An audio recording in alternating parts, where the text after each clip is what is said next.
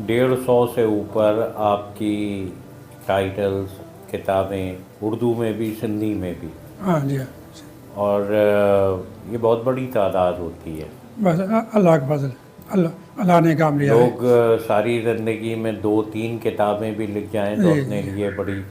اور پھر یہ ایسے نازک اور حساس موضوعات کہ جس میں احتیاط کے بھی سارے تقاضے ہیں، قرآن ہے، حدیث ہے، کوئی چیز اندازوں کی بنیاد پر نہیں بیان کی بالکل جا سکتی. بالکل بالکل.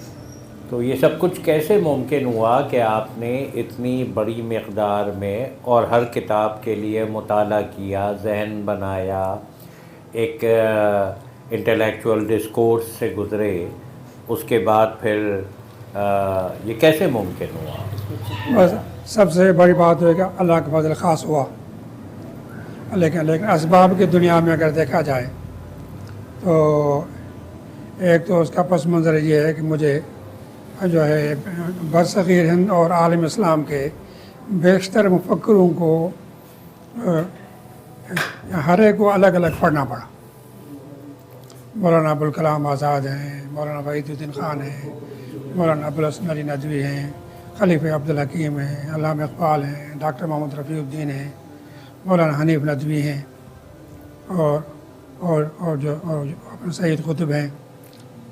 یعنی ان سب کی کتابیں حاصل کر کے ہر ایک کو پڑھتا رہا. کوئی 4-5 سال مجھے یعنی ان کے مطالعے میں اس سے اور خود غلام محمد پرویز کی ساری فکر قرآن کے حوالے سے، لیکن پس پردہ حدیث کا انکار ہے، لیکن وہ پیش قرآن کر رہا ہے.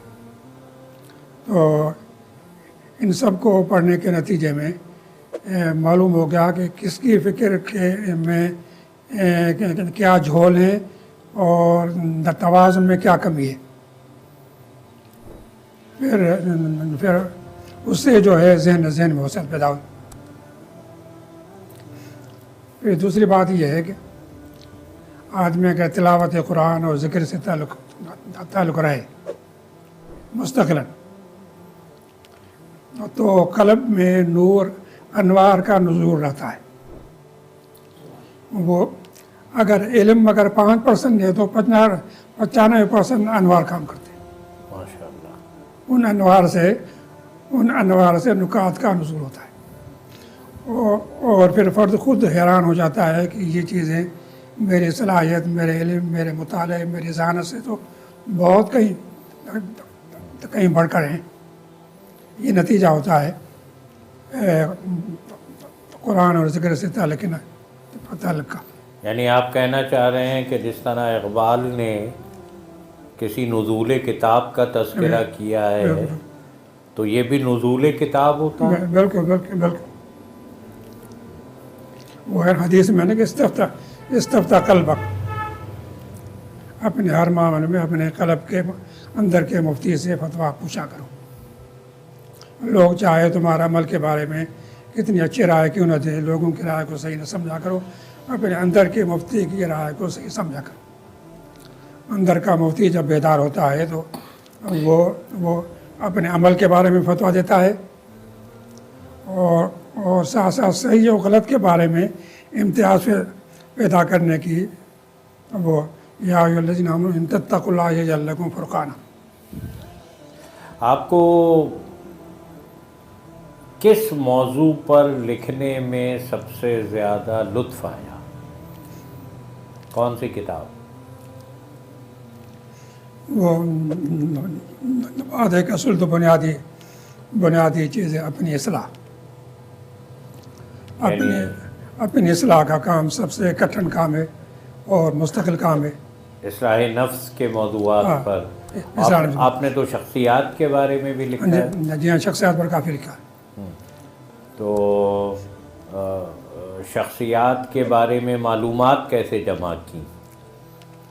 بس وہی میں جو بات یہ ہے کہ صحافت سے تعلق ہونے کی وجہ سے 70 سے لکھ رہا ہوں. 70 سے پہلے الوحید اخبار نکلتا تھا جماعت اسلامی کے جہاں حیدرآباد سے سندھ روزانہ، اس سے مضمون نکالنے کا کام شروع کیا وہ جب وہ کوئی 1 سال کے بعد بند ہو گیا اور اس کے بعد جسارت سے وابستگی ہوئی، یعنی 70 کے آخر میں اور میں جسارت کا وقع نگار خاص تھا، حیدرآباد کے لیے؟ نہیں، پورے سندھ کے لیے، پورے سندھ کے لیے۔ اور اس میں حالات و مسائل کے تجزیے پر میرے مضامین چھپتے تھے، اور وہ فرنٹ پیج پر چھپتے تھے عبدالکریم عابد صاحب، پھر بعد میں صلاح الدین صاحب۔ یہ جو آپ کی کتاب ہے ذوالفقار علی بھٹو اور سندھ کے مفادات، یہ کیا جسارت کے مضامین ہیں؟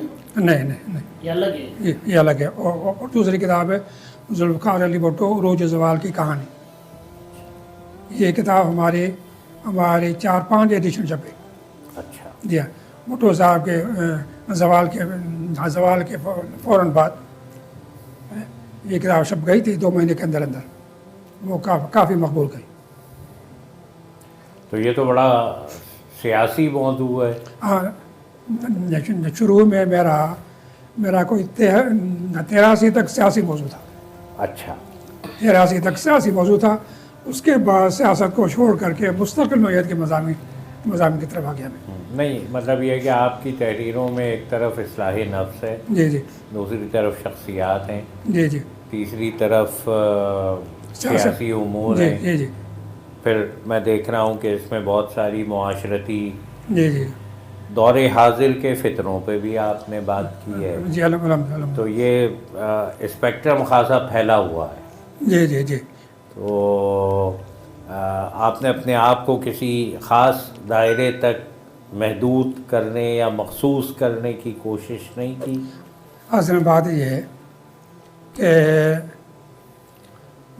جب کچھ مطالعے کی بنیاد مستحکم ہوتی ہے اور لکھنے کا اپنے تجربہ اور ملکہ ہوتا ہے،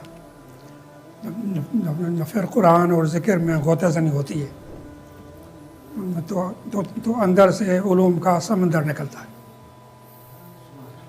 فرد خود حیران ہو جاتا ہے۔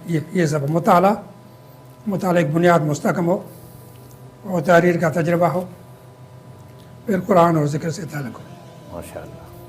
تو علامہ اقبال نے روشن فرمایا ہے، آنکھ جو کچھ دیکھتی ہے لب پہ آ سکتا نہیں، میں حیرت ہوں کہ دنیا کیا سے کیا ہو جائے گی۔ تو شاید یہ بھی نور بصیرت کی بنیاد پر ہے، علامہ اقبال فرما رہے ہیں۔ بالکل۔ چلے ماشاء اللہ۔ بس آپ کی محبت ہے کہ آپ نے زیارت کا نہیں جزاک اللہ۔ تو